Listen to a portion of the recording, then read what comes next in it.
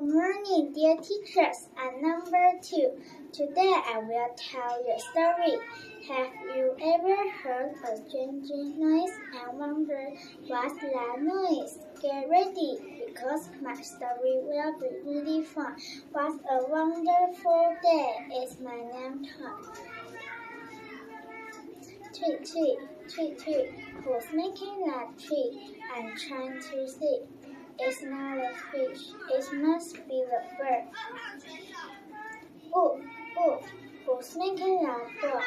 It's coming from the pot. It's not a monkey. It must be the dog. Baa, who's making that baa? That can't be what? Is it a cow? No, it's a sheep. Meow, meow. Who's making that meow?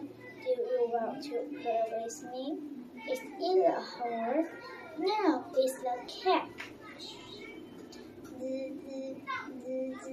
Now, who's making that noise? The bird, the dog, the sheep, or the bee? Now, he's steady. He falls asleep. Thank you for listening.